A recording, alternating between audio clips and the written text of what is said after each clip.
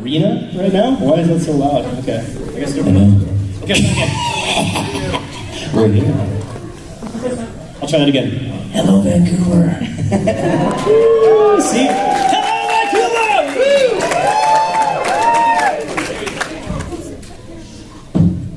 An uncrowded room, thank you. Oh, the hallways are nice. It smells a lot purtier in here than it does outside, I'll tell you that much. Oh, I'm glad you guys were able to fight through the masses to find this room. So what's everybody here for again? What's this one about? My Little Pony? My Little Pony? Oh, excellent. Oh, I hear a couple of groans, and some people that are like, yeah, right. Namely. No, this is theoretically a Death Note panel, correct? Death Note! Nice. Has anybody here not seen any of Death Note? Okay. No, stay. Oh, but stay. have the show completely ruined for you, because we're going to tell you everything that happens in every episode, and the meaning behind it. Spoiler alert. We're going to reenact the entire series in about 45 minutes. So. No, we're really not. I shouldn't have said that. That's a lie. I'm not off to a good start. I'm lying already. I should probably, I guess, maybe introduce myself, because you probably don't know who any of these people are. My name is Brian Drummond. I do mostly voice acting is all I do with most days of my life, and I play Ryuk in Death Note. So, some of you may know him as a Shinigami looking for fun on Earth. This little special book he dropped for this young fella to find here. My name is Brad Swaile, and I play Light in Death Note. And interesting note, we're both Vancouver folk. We're local voice actors, so yeah, right? Vancouver! Marple! Saeed! Born and raised. So, I'm really excited to have Fan Expo in Vancouver. Was anybody here last year? Yeah. Okay, I wasn't. And I was choked, because I was out of town. I heard that, Fan Expo's come to Vancouver, and I got all giddy, and then I realized I wasn't going to be here. So I'm like, it better be a success, because I wanted to come back this year. And I heard they had, for a first-year convention, 17,000 people showed up. Yeah, it's my city. Yeah, all right. We like our anime.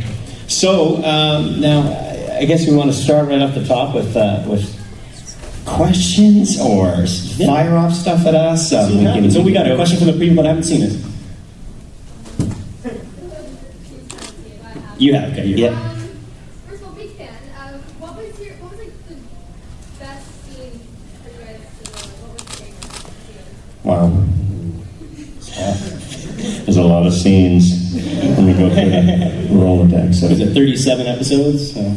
Yeah, and we did the movies too, the crazy live action stuff you guys doing that too. So favorite scenes. Wow. That's difficult. For Ryuk, I enjoyed playing him because he's very much he doesn't drive the story, but he's an observer throughout, which made it actually a pretty relaxing show to work on. Some may know that I wasn't even actually called in to audition for that role. They sort of send out the parts that we're going to audition for, and I was sent a few roles, and that I quickly took a look at and kind of picked my favorites of what I was going to read for when I went in.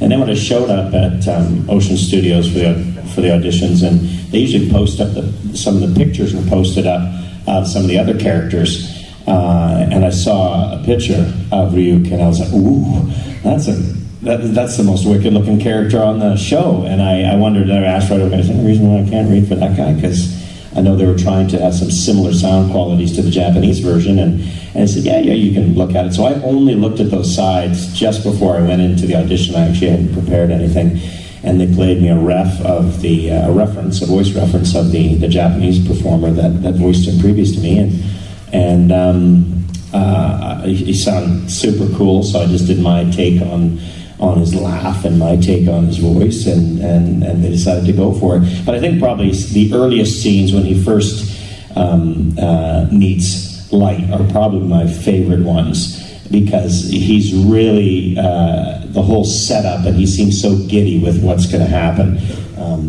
Would be some of my favorites, but I don't know if I could specifically pick one. And of course, obviously, whenever he gets a little bit jumpity and excited about having an apple every time that happens. Those are pretty good too. My story is kind of similar. I went in and I originally auditioned for Misa, and I know, they didn't give it to me. I would have killed for that. Yeah, it's the best one. But I got light, so that was pretty cool. Favorite scenes, there's a lot. There's a lot of cool moments. I can pick a totally random one to start. I can't just pick one. You stole my thunder. Oh yeah, well, pretty obvious what my favorite scene is. But there's another scene too where Elle is washing Light's feet. That's a good scene too. And basically the entire last episode, I think, is my favorite scene. It's just insanity. Yeah. Yeah, it's tough to pick just one though. I know what my least favorite scene is. It comes right at the end of the series. For those who haven't seen it, we can't disclose what that is. It's mess it up for all of you. It's instead of eating chips, he eats pretzels. It's a whole weird madness. Did we actually answer that question in any realistic capacity? Should we move on? We were vague. Yeah. More questions. Let's go away. Yeah, right over here. Two-part question. Yeah. This first one's not even going to have to do with Death Note. Sorry. That's all right. That's all right. Awesome. How Canadian was that? Oh, it's so great we did a show in Canada here. Yeah. Brad. Yes. You've had a lot of roles in a lot of the Gundam shows, movies, and whatever. Gundam's been very, very good to me. Yeah. Out of all the different roles that you played in the different series, which one in particular was your favorite? Oh, you guys are asking the hard questions, like picking your favorite child, or picking your favorite color. You know, like I don't want to do disjustice to all the other colors. The question's not done afterwards. Okay, can I answer part A first, and then we'll move to part B, or no? Follow up. Sorry. No, okay. Well, that was part A. Okay. And part B is for both of you. Was there ever like a funny story behind the recording for Death Note? Like something happened and you all just broke out laughing, like you couldn't understand how that happened? What happens in the booth stays in the booth. We are always cracking up in the booth. You can't work. There's no way you can work on a show like Death Note and not because you can't go there really. I find we'd be laughing about things all the time just because there's humor in death. Sometimes. But when you are standing in a booth for 4 hours and doing line upon line, usually it's in between the dialogue. We're cracking up about different things, and then we're laughing at other people's reads because maybe Brad's been in before me, and I'm like, I can't believe he said that line that way. And there's a lot of times too, because for the anime series, they're very different than the prelay series, like the American cartoons. So for an American series or a Canadian series, original, you have the entire cast in the room. So those just become complete gong shows. Oh yeah. For the anime stuff, it's one actor at a time. So now you're working with one actor, a director, an engineer, and sometimes one of the producers of the clients if they're available to sit in on the session. So what I get caught with a lot, if I'm not the first guy in recording, is sometimes the engineer and the director and the actor will come up with these little funny lines, and they'll record them, and they'll make sure that it's set up right before one of my lines. So I'll be getting ready to deliver my line, and then Ryuk will pop up and just say something completely offside. You can't. It's hard to keep a straight. The best stuff is saved on DAT in many of these studios, which it would be wonderful actually if they probably produced a compilation of outtakes. That's prime because blackmail. I still know they have piles of old stuff on DAT and different bits and pieces from Dragon Ball Z and all kinds of stuff that we've worked on, and all kinds of wild stuff that they bring up every once in a while. Remember this one? But we don't have that with us, unfortunately. Property of the studio. I'd love to hear some of the takes from Black Lagoon. Both me and Brian work on a series called Black Lagoon, which I think we're doing a panel on tomorrow. Nice. You guys know it? Sweet. But Mareka, who plays Revy in that show, for those who don't know the show, Revy's like a cooler, badder Lara Croft type character. She gets to use some filthy language. R-rated Lara Croft. Yeah. But they do some alternate takes and see how far they can push the envelope with the language. So the stuff drifts from R to XXX, and I heard some of these things that are never going to make it past the censorship. But they're pretty disgusting and disturbing. You can't unhear them once you've heard them, especially coming from Mareka, who's a very sweet, unassuming girl. Now you need to answer this guy's favorite Gundam question because Okay. we missed that. The first Gundam series I worked on was a show called Gundam Wing, and I got to play Catra, so that's pretty cool. And my favorite Gundam itself is Sandrock. But then after that series, I got to work on the original Mobile Suit Gundam, where I played Amuro. So he was the original Gundam pilot, so that makes him my favorite too.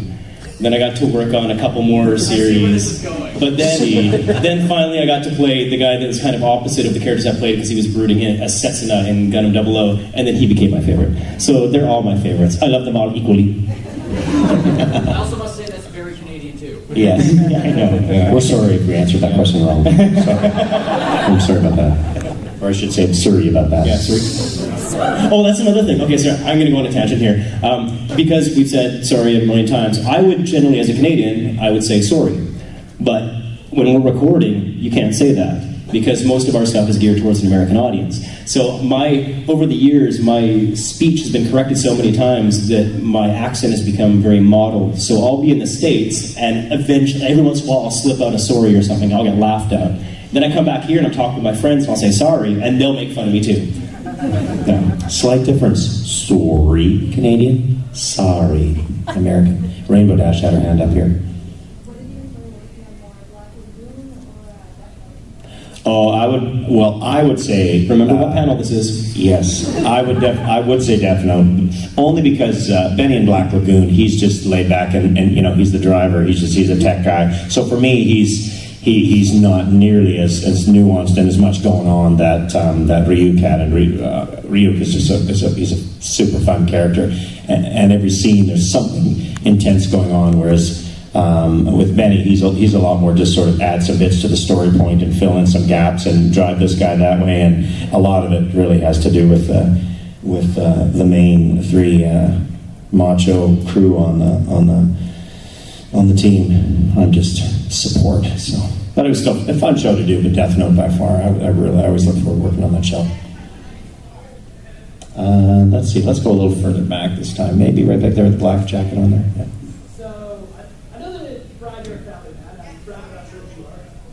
A family man? No, I got 2 little nephews here in the room tonight, though. Is that for them? Oh, there they are, boys. Nephews. Yeah.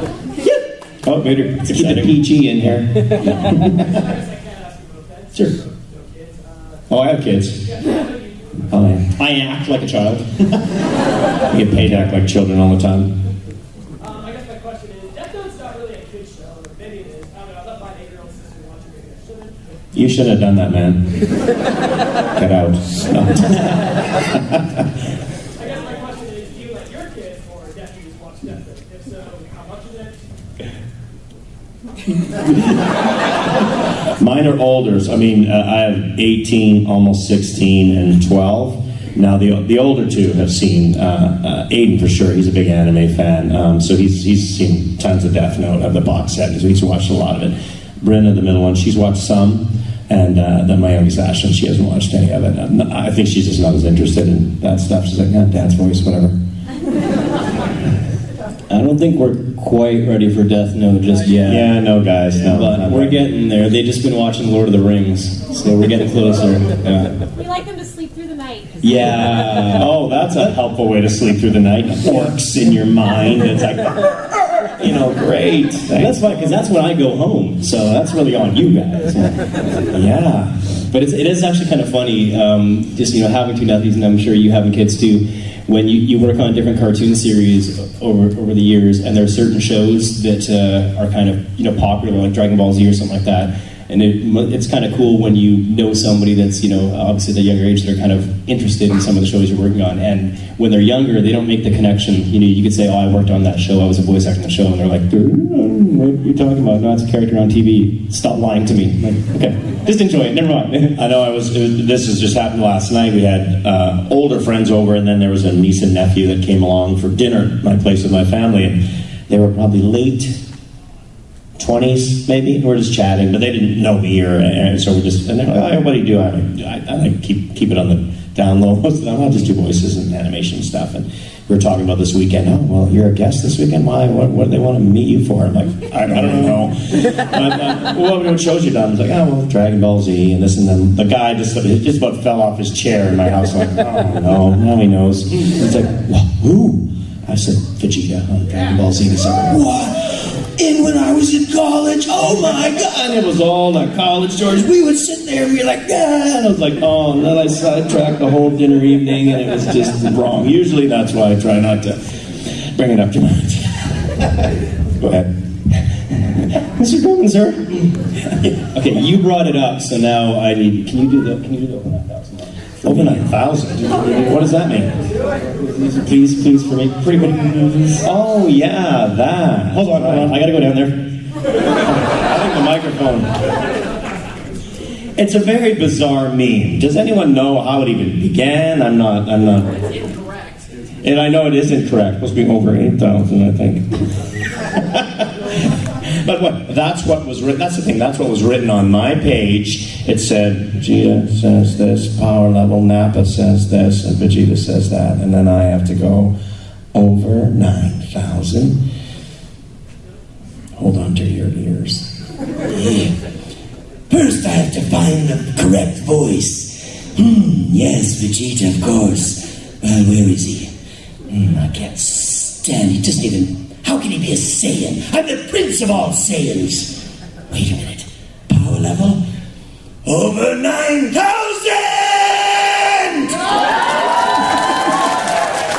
Unbelievable.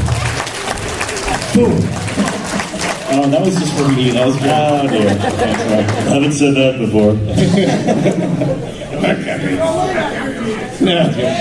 There's a couple of things, like, I mean, getting to work with these, like, really awesome, super talented voice actors, there's a couple of things that they do from time to time, and they just, like with all of us, they kind of stick in there, and that's one thing. Anytime somebody says that line, I have to say it. Just, like, even quietly, like, if someone goes, it's over now. It's over night now. Like, I have to sneak one in there. And same with your Ryuk laugh. It's perfect. Oh, yeah. But, yeah.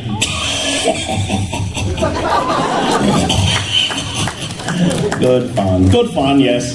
And you should get some more questions. Should we fire them? Yeah, Dave back there. Two. Hi. I'm a huge Dragon Ball Z fan. Oh, yeah. I watched the entire series in like 2 weeks over winter break, and I had a question. Is that possible? That's a big series. Wait, I woke up, watched it, went to sleep, woke up. You're a machine. Your parents must be so proud. I have 2 questions. I want to know, how was it to work on Dragon Ball Z, and what was your guys' favorite quotes from it? Favorite quotes? You know, I should have brought a list. I usually get someone to make me one of those.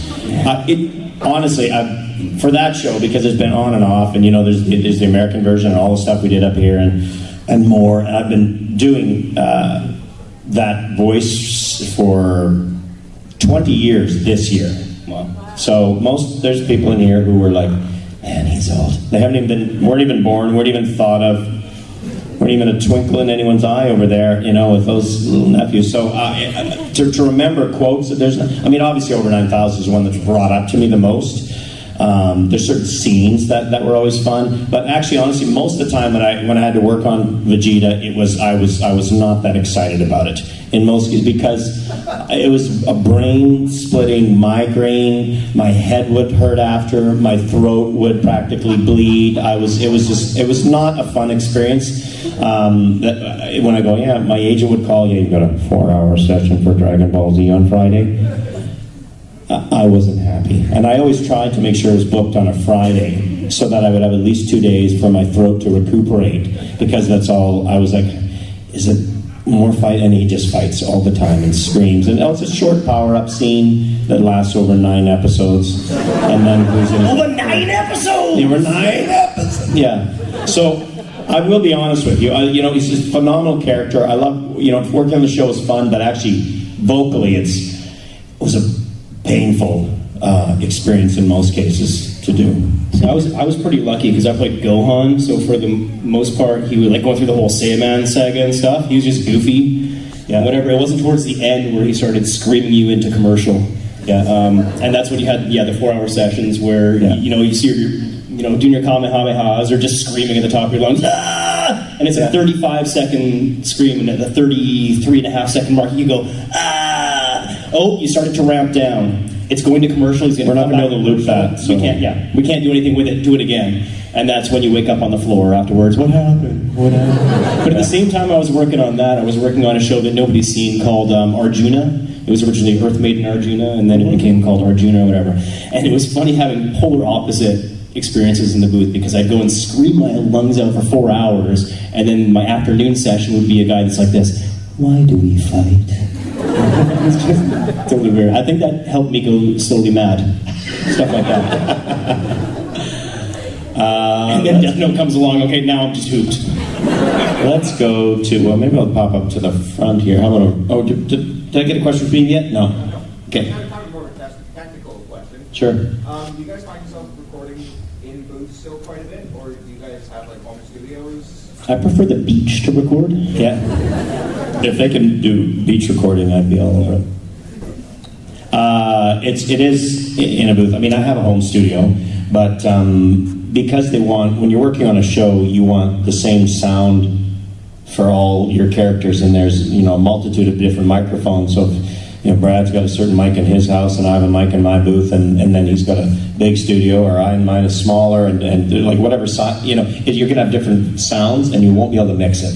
So that's why everybody records when we do Dragon Ball Z or Death Note, whatever. We're always in the same booth, same microphones. Sometimes they give you the exact same presets for your character, and then when we do prelay shows, which is when the whole cast is together, they try and keep all that, even pickup sessions, stuff all in the same booth. So we'll do now more auditions from home. Like I say, we're casting a new role. We don't have time to do a studio audition, so could you just send some stuff in for these guys? But it's very little of it is, especially recording a show, would be done from home. We live in a very exciting time as far as technology goes, where everybody theoretically can do everything themselves now, and for much cheaper prices than it was even 10 years ago. But there's still specialists for each step along the way, and without a solid engineer and solid direction and all that kind of stuff, I think we would kind of, like, the shows would suffer. So you want to keep those extremely talented people in place, and it's just makes more sense to go into a studio and record if that's possible. Yeah. How about the very back over here? Yes, I was just wondering, with the new Dragon Ball Z movie coming out, are you guys going to be doing the dub version, or do you not know yet? I don't know about that yet. I would be very surprised if we have the rights to do our Canadian cast version of it. So I'd be surprised about that. There's other things that we've been doing that I won't say anything about. Even if you knew, I don't think you could tell you anyway. Yeah, I wouldn't be allowed to tell you that. That was a good answer. Yeah. I can't believe you asked. No. Would you still do it if you were offered the role? Or? Oh, absolutely.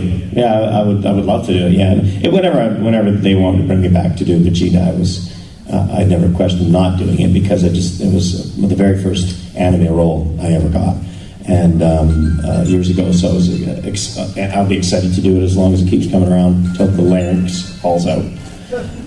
Let's go pick out right here.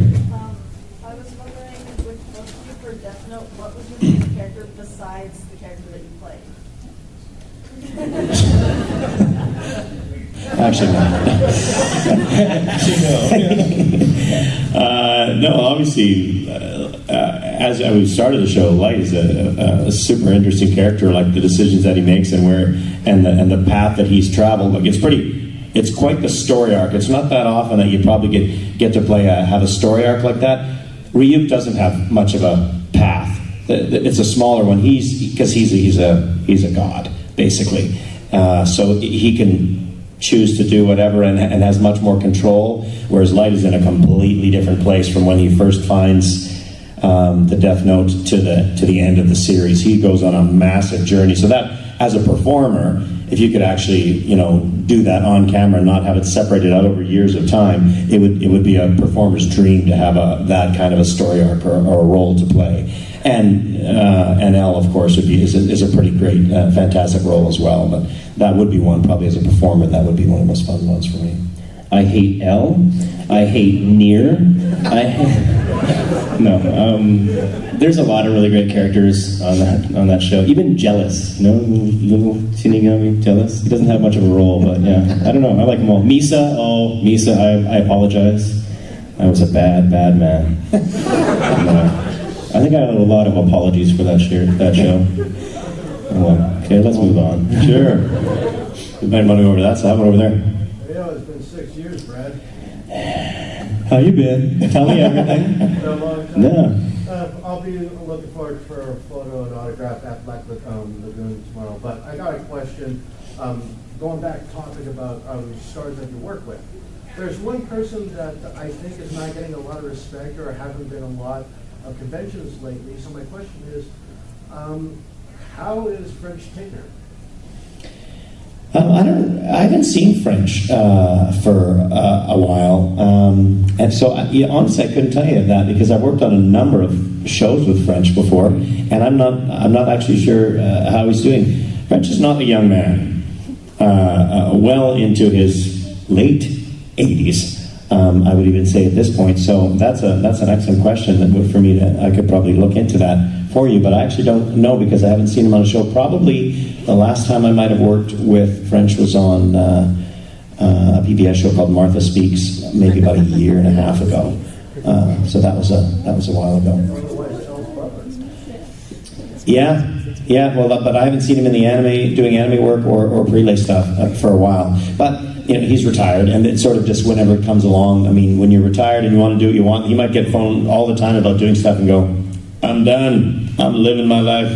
And even though he's a phenomenal performer whenever we end up in the studio with him. Let's see, there was one over, they're right here. Yeah, sure. I was going to ask, did you watch the Japanese live action film of Death Note and compare the characters at all? The live action one. Because it stars it has some pretty good acting from Bella Royale's. The main character who plays Light. He was also the main character in the cult classic film Battle Royale. Right. So, in comparison, which what do I say here? As live action compared to the anime, which one would you probably? Well, we dubbed the live action, so we actually dubbed it. There's a version of the live action that has. I play Ryuk, you play Misa. Yeah, Misa. This is a long shot. Did anybody here actually go and see the limited theatrical release when those came out? Okay, cool. Me too. Yeah, we were there. Yeah. All three. I didn't get invited to the third one. Yeah, it was an outrage. Maybe I made a mistake. So we've seen the whole films. Oh, okay. Yeah. So do you like doing the live action more than doing the anime? It's funny, they are very different animals. Very different. Okay, can I tell a story? Yeah. Okay. So we were working on the anime series, and then I found out we were doing the dubbing for the live action movies, and I've seen enough horribly dubbed Jackie Chan kung fu movies over my life that I was really scared. I'm like, this is somebody's gonna kill me. Like I'll get death threats and stuff, till the end of time because of this. It's a show called Death Note. That's what it's do. Okay, never mind. Yeah, okay. I retract that. What's your whole name? Exactly. Yeah, okay. How do you spell Swaile? But because we go in as actors, we go in one at a time, and I was one of the first guys in. I didn't get to hear really anybody else's performance. I went and recorded all my kind of stuff, and I just automatically, once you see that in front of you, did a different. There was just a different drive behind the character, and a lot of it was just because physically you have a bit of leeway when it's a cartoon, mouth flopping like this, you can get big and whatever, but if I start shouting out of this character, and the actor that plays Lighten, he very rarely moves his mouth moves like this, and I also noticed almost before every line he delivers, he goes, and then he delivers the line, so I started doing that too. So I think by the end, like I walked out of that session, every time I was going to say something like, so how was your day today, Brad? It was pretty good. Thanks for asking. But when I went to see it in the theater, it was the first time I'd seen it completed, and I was really super stoked at how the entire cast kind of did the same thing. I found for myself, like, to blow sunshine right up all your butts.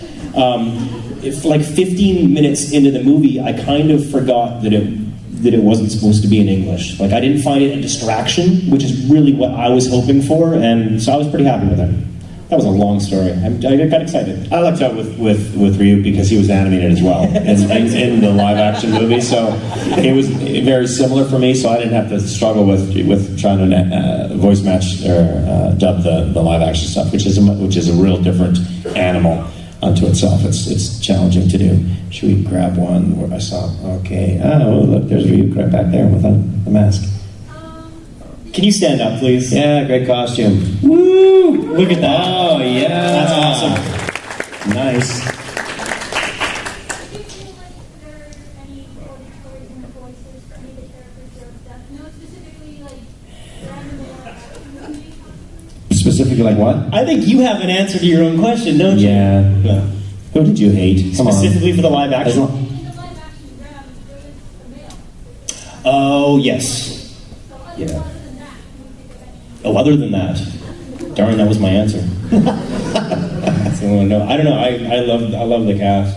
It's difficult. We're not involved in the sort of the casting side of things when they put that together. So yeah, sometimes you'll watch something and oh, that was a weird choice, but unfortunately we work really closely and know everybody in the city, and it might not be because it was a poor performance. Like there might be an excellent actor, but because it was miscast is not really the performer's fault sometimes, and we definitely wouldn't slag them here if we thought it was, yes, that was definitely the wrong choice. Why was Scott McNeil playing that role? No, that's not where I think there's just some great performers here, and sometimes that happens. Sometimes I'm on the show myself and I'm like, I think I need to play that for, and I'll watch it after and go, and I'm visualizing somebody else doing it instead of me. So it's true. Like when we go in for auditions and things, sometimes they'll have me slated for like 3 characters, and I'll look at them and go, that's Brian. That's Sam, and yeah, that's Tabitha. So I don't think I'm going to get any of these. That's what I see in my head. But then, of course, the actor in me, when I see anything with another voice in it, I go, I could have done that better. It's not true, because they're super talented, obviously. Let's have another question. Let's go right here. What sort of exercises do you do to prepare for an audition or a day of work? Glenlivet and no. No. You think this is Coca-Cola? Yeah. No. Yeah. Depending on the show. The worst are the 9 a.m. calls when you got to be on a show and I have to be like some tiny voiced character because I can. That's what worries me the most because morning voice, as I'm getting older, can be very rumbly and raspy in the morning, and if I have to do something, really tiny, that's just really small, or if I have to play Wolverine in the morning or something like that, it's a vast difference. So I live about 25 minutes outside of Vancouver in New Westminster, so I'll just usually do random warming up exercises while I'm driving in just to wake my voice up. Nothing specific and nothing to garner too much attention from the people driving beside me. So I try to make it look like nothing more than me singing along too. Yeah, that's a valid point. I wish I had a better answer to this, but I just sing. I sing in the car. I put it in a set list and sing on the way. But the same way, what happens when you stop at like a red light? Well, I'm not going to stop singing because I'm technically warming up the instrument, right? So now you're singing like this, like, well, no, I'm just kind of, the mouth's kind of doing like this, and then back to the light, mouth's wide open, singing. That's not the embarrassing part. The embarrassing part, Brad, actually means is that it's Nicki Minaj. She's singing along to it. So. I've told you before, I'm not embarrassed, damn it.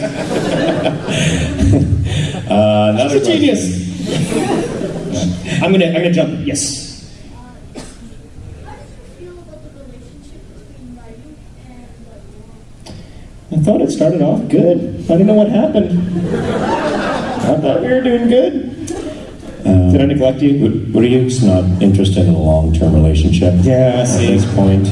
That's not what your personal ad said. Exactly. I was misled.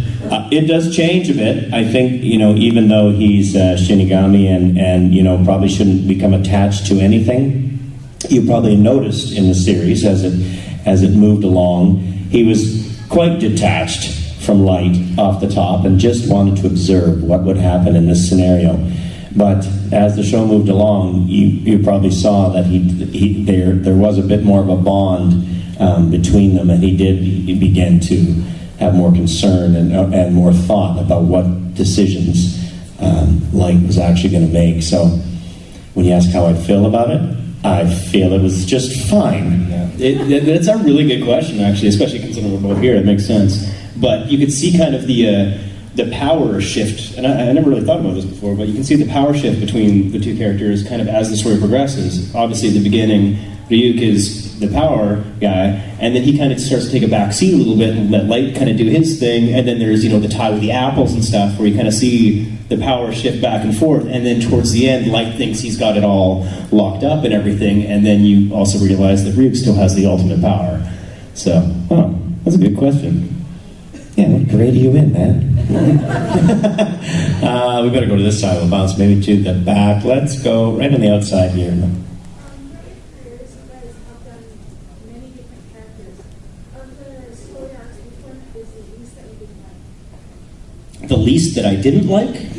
Which one did I like the least? Yeah, the character. Of any character in any show. Oh, wow. Jeez. Those are terrible questions to ask, because there's bound to be someone here that loved that role, and then I'll be like, yeah, I hated that guy, and then somebody storms out. And it'll be your fault, because you brought it up. Can I do a cheat answer for that question? It's not, okay, this isn't really my opinion of it, but it was some other people's opinion of it. I got really excited when I got cast in a Transformers series, because I grew up with Transformers. I love Transformers. So Transformers Energon was a series I worked on. I played Kicker. And Kicker, he's not a Transformer, he's one of the kids. But he's like the only kid that I can remember that actually got to wear a cool Transformer suit and fight alongside the Transformers. And he carried a big sword and he sensed Energon and all that kind of stuff. So I was super excited. Had action figures and things. And then I heard other people saying, that is the whiniest character. Like, everybody hated Kicker. And I'm like, but I kind of like him. He's kind of cool, right? No, he's horrible. Well, I still think he's kind of cool. No, I think he's cool, Brad. Thank you. You're so supportive. Is there anybody here that totally hates Kicker? Good answer. I was going to start crying right here in front of you. I am not going to say I have any. Honestly, I can't think about a hated role. I had ones that I disliked, like I said, with Vegeta, as far as ones that were the most taxing. That we're all a little bit lazy. We'd all just love to show up to work and it'd be an easy day and a fun day. And that character was a hard day and a pool of sweat, and I'm sore when I left and I couldn't talk. It was the only show that I ever actually completely lost my voice on for a couple days after doing it, and that's bad news when you have a booking the next day and your voice is gone. So that one is probably the toughest as far as working on, but I actually love the character and how a lot of it's turned out. Let's go to another one. Should we come to the front somewhere? You're doing great, man. You're doing a great job. How about right up here? Alright, so when you first looked at the script of Death Note, what's your opinion of it? Which character, how did you come to choosing your character just from reading the script? It chose me. Okay, I've said this before. My audition for Death Note was probably one of my favorite auditions of all time in my career, and the reason being that we had one piece, like one sheet of sides. That's what we call them, the booze, the audition script, right? And from the top of the page here to the bottom of the page here, because it was with new series that are starting, usually you'll have a sample of dialogue from the first episode, maybe the first 2 episodes. Because this show had already been produced, so there's 37 episodes to draw on. So from the top of the page to the bottom of the page, you saw the character's arc go all the way over here and all the way back type thing. So it was just reading the dialogue, I'm like, I want this role. It was pretty easy. Once I read the sides for life, I'm like, I got to get this part. And I was very fortunate that they, I guess, saw something in the audition and thought, that guy's clearly crazy. So he's not even going to have to act. It'll be easy. So I was lucky. Yeah, we don't. Most of the time, we see very, very little of any script before we start a show, because a lot of times it's very secretive as to what the whole show is you're working on. So we get a real pared down version of the sides. It's one page of a few snippets they pulled out of the first couple episodes, and that's all we're sent. So a lot of times I'm like, what the heck is going on? I have no clue what this is. There's just a character description that says he's this. He's a little short Super Saiyan with an attitude, and I'm like, what's it saying? I don't know. What's Okay, I'll make him smaller because you come up with a vocal idea with the limited amount of information that you have. For this show, we had a little bit more traction because, for me, anyhow, they played a voice ref for in my audition. They said they kind of like to not stray far from this Japanese version, and this is kind of what he is. He's this creepy, and he does this creepy laugh, and he likes apples. So I just sort of took that and ran with it in the audition, and that's how I got the role. And I wasn't like I had to have that part, but usually I go, which character's in the most episodes? That's the one. No. So a lot of the control of reading the script and saying I want him is not in our hands. It's sort of in the producer's hands as to the sound they like the most. Hope that answered that a little bit. Yeah, actually, go over this side. The glasses. Oh, psych! That was just so mean. We're gonna come back to you. Go ahead.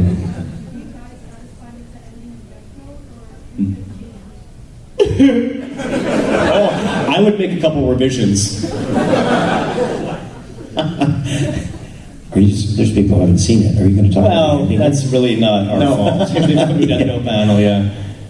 In the end of Death Note, my character ends up in Disneyland. My revision would be Disney World.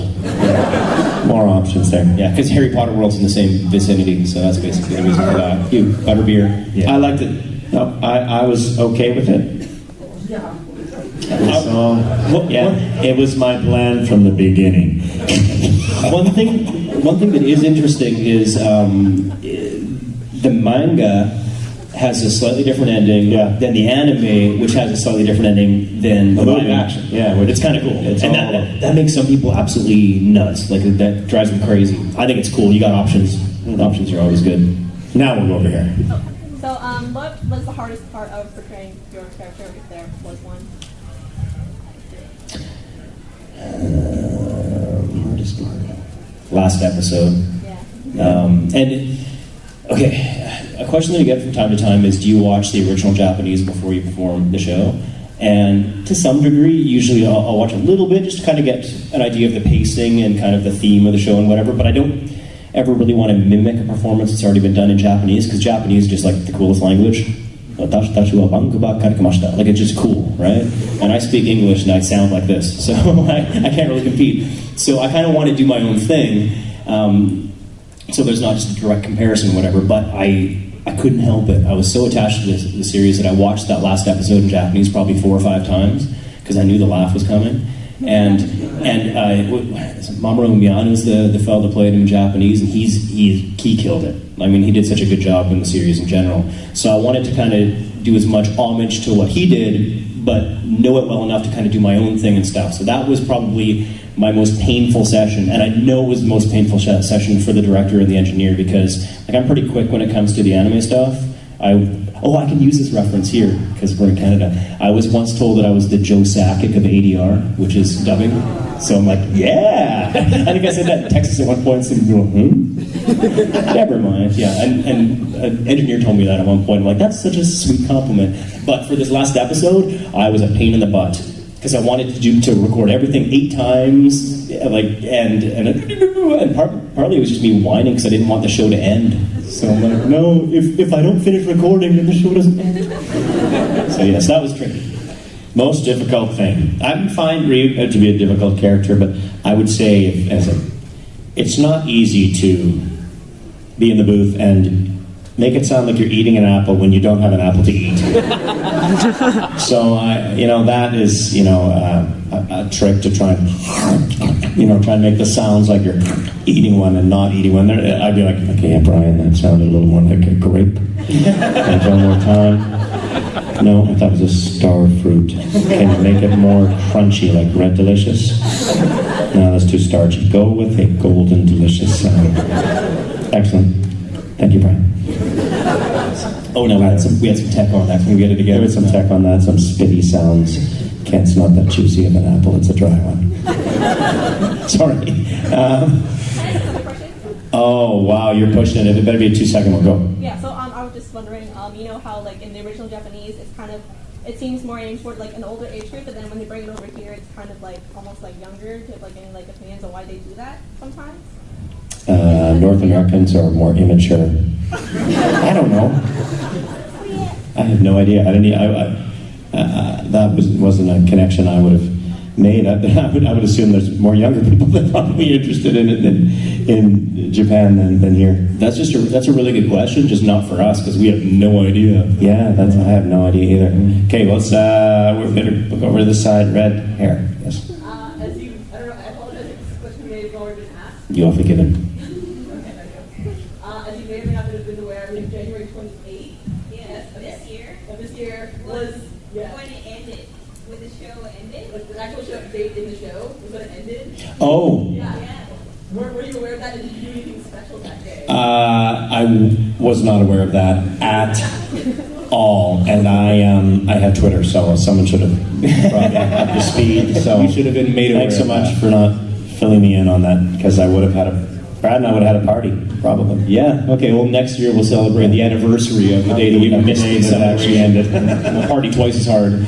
And I'll cry all over again because the show's over again. You know, where there was one over here that took men. I had a question for Brad. Uh-oh. I wanted to know what you thought of Hamtaro. Has anybody seen a show called Hamtaro? Yeah. I love it. I think the first time I mentioned, like I was at a panel similar to this, and I very sheepishly mentioned Hamtaro, and people went nuts. Like, but before the new My Little Pony series came out, I'd mentioned because my very first cartoon was a show called My Little Pony Tales. And I mentioned that, and there were people that had seen it, but they'd be very quiet about it. Hamtaro fans are in-your-face Hamtaro fans, and I love it. I love that show. I miss that show. In France, they say bonjour. Cupid's like an angel. If he shoots an arrow at you, it makes you all schmubby-wubby. Like, just the things you got to say in Hamtaro were delicious. I could listen to Brad do that all day. It's too bad we don't... Oh, you guys are sweet. Well, thank you. It's too bad we don't have any video in this room, because I actually, I kind of started to teach myself a video editing program called Final Cut Pro X for 10. Because I didn't have any experience with the previous versions, I really like it. A lot of people that were using the previous versions don't like the new one, which, okay, it doesn't matter anyway.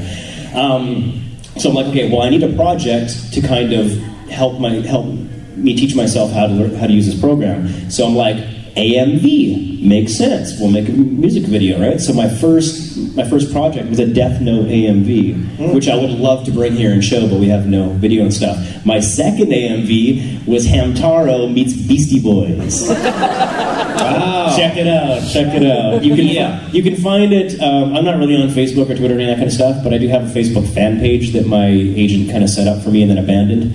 So I'm neglecting it completely, but I have a couple links on there to these little AMVs. It would be perfect. After talking to Hamtaro, I would have loved to have started this with a Death Note AMV, because I used Maximum the Hormone song in there. Send me the link. I'll tweet it out. There you go. Attaboy. Nice. All right. We were over here. We're green lady. Yes, green, white. Yeah. Go ahead. If you could pick any series that's out right now, like for kids or for adults or whatever, what would you pick to do for a season or two? Like if you could just do like a cameo. Just a cameo, or get to be on the whole series? Any animated show, but like just a cameo. It's like don't get too cocky. Don't get too cocky. Oh. Pick anything, but don't be too cocky. So you're limiting here. Like, sheesh. Wow. Well, there's phenomenal talent on, for me, it wouldn't be so much because I'd want my voice on that show. For me, it would more be to work with some of the performers that I haven't had a chance to work with before. Because I think when you've been doing something as long as I have and you do a lot of stuff, you want an opportunity to work with some of the best of the best that work in an industry. So, for me, it would be and have great scripts. So whether it be shows like Simpsons or Family Guy or South Park or some of those, just the crew that work on a lot of those shows, because there's great writers, there's great performers, and obviously they're well viewed shows. So that would be a Adventure Time is pretty cool as well. Right on. That was the right answer, by the way. as I mentioned ponies, and this gentleman, do you work on Yeah. I'm just not sure I'm allowed to say that. Oh, yeah. Okay, he works on the new My Little Pony series. I'm a full-on brony, so I'm all over. Oh, that's not true. That's not true. Not yet, anyway. But I will convert. I think it'd be cool if my character from My Little Pony Tales, which was, like I said, my first cartoon that I ever did, made a tiny little cameo in the new series. I think that'd be cool. His name was Ace. He had a soccer ball, cutie mark. And he was a bad pony. Hey. As far as My Little Ponies go, he's not that We'll get that started. We'll get that started. Plant the seed for me, man. All right, cool. Yeah. But now this isn't an animated. Well, I guess it will be. My favorite movie of all time is a movie called The Dark Crystal, which is a Jim Henson movie. And I heard like a while ago they were going to make a sequel to it that happened several years later, type of thing. And I think that kind of got put on the shelf for now. But if I would kill to have any kind of involvement in a production like that, because the first one meant so much to me as a kid, and I just love Henson and everything Henson created. So to be able to, even like if I swept the floors while the animators animated the How about Fraggle Rock? Will you settle for Fraggle Rock? I'll dance your cares away. No, never mind. Okay. Let's go back over here. The very, gray jacket. Yep.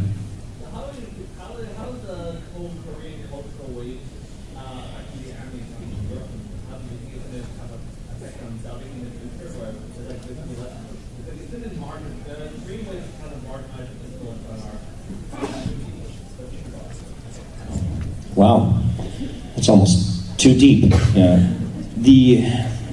I can't speak specifically about any of these things because it'd be all hearsay, but the industry in general is in a very interesting time right now, very trepidatious time, I guess, and for lots of reasons and lots of ways too. And even we see that even like very locally in Vancouver. One thing that happens when our dollar jumps up to parity with the States, we get a lot less of the work coming up from the States. And there's all sorts of other factors that go into an animation industry, I say. So, I don't know, everything has to be kind of running in a perfect balance for us to have a viable industry, and a lot of things can kind of upset that balance. That wasn't a real answer. That was pretty good. It sounded intelligent. A couple, look, we probably have time for maybe 2 or 3. How long are we here? Till 3? How long are we here? We got 5 minutes? Okay, well, let's go. Where did the time go? You guys have excellent questions, man. I thought we'd be taking our thumbs. In the blue jacket here. How did you get started in the industry? Like, were you always interested in voice acting, or like, how did you initially start that for both of you? Well, I went to theater school here in Vancouver, Studio 58, a great program, and started working on stage and doing local stage productions and then local television, bits and pieces on X-Files, Stargate, all that kind of stuff. And then back in the early 90s, Reboot was just beginning here in the city, and they were about to start that. And I was like, what is this voiceover thing? What do you have to do besides a voice? And they were doing a sort of a mass cattle call. I auditioned for Reboot and for Bob, and did not get a role on it. And my second audition, though, was for a big cattle call they did for a G.I. Joe series, and I landed one of the leads on it, and worked with a great a director by the name of Sue Blue from Los Angeles, who was directing that show. And from then on, she taught me a lot, and there were some great cast members like Ian Corlett and Gary Chalk and Terry Clausen that were working on that show, Scott McNeil, that I learned so much from that I wanted to do more of it. So then I began pursuing it from that point.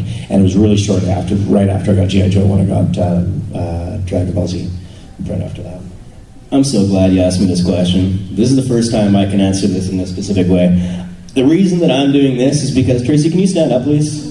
Please, is because of my sister Tracy. Yay! Hey, welcome to my world. This is my answer to the question, and she's never been here where I can point at her for that. That's so cool. We both kind of got into the theater side of acting when we were young. In elementary school, we had an amazing music teacher that would kind of put together these theater productions. She decided she wanted to take on a bigger role, did it. And then in high school, she got mixed up with a place called the Vancouver Youth Theater, which was theater that was all geared towards kids. And basically, I saw what she was doing with the theater, and I'm like, I want to do that too. So I auditioned for the theater, got in. Then eventually, I was able to audition for the same show that she was in, and I got into that. So we toured around together in the same cast.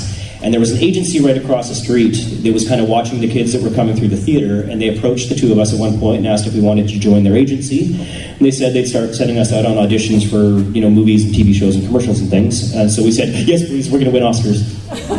And then, up here, and then, so that's kind of how I started. I was doing on-camera work for those types of things, and then just through that, I had my first audition for a cartoon, and it was My Little Ponytails, and I got it. And then I did a few more American cartoons after that, and then eventually I had my first audition for an anime series, which was a long time ago now, a show called Ranma 1/2. You guys, yeah? Awesome. That's so cool when I say Ranma and people go, woo!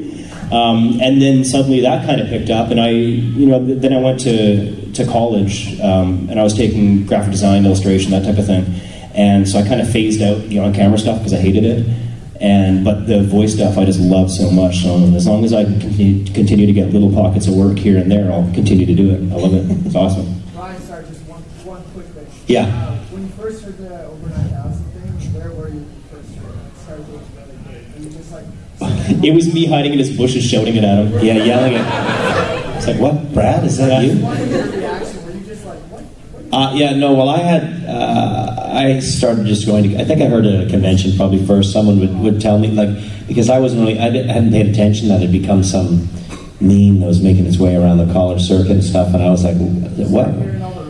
Yeah, and all the different pieces of stuff, and I was like, what is it? And someone would ask me to do it, and I know Chris Sabat got asked to do it. He's like, I didn't even do the first one. That was that thing that Drummond did that one, right? And so he would have to do it at conventions all the time. And so yeah, it was at a convention where someone asked me to do it, and I couldn't remember how I did it. And they, have you say over 9,000? I'm like, as Vegeta, I'm like, oh sure. And I'd be like, oh yes. I'd go over 9,000. And they're like, no, like you did in the episode. I'm like, I don't remember. What did I do? Like, they had to explain it to me, and someone pulled up a clip. Oh, this is a thing? Yeah, it's a real big thing. Okay, so now I have to do it like that? Yeah, do it like that, please. We don't find out about most of these things till after the fact. Okay, on that note, we are officially out of time. You guys can find us downstairs, I think. What are we doing? Yeah, we got to run out of here right away anyway for autographs. So if you want to pop by, say hello, chat a little bit more, we'll be down in the autograph area doing that type of thing. So thanks. You guys are awesome. Vancouver.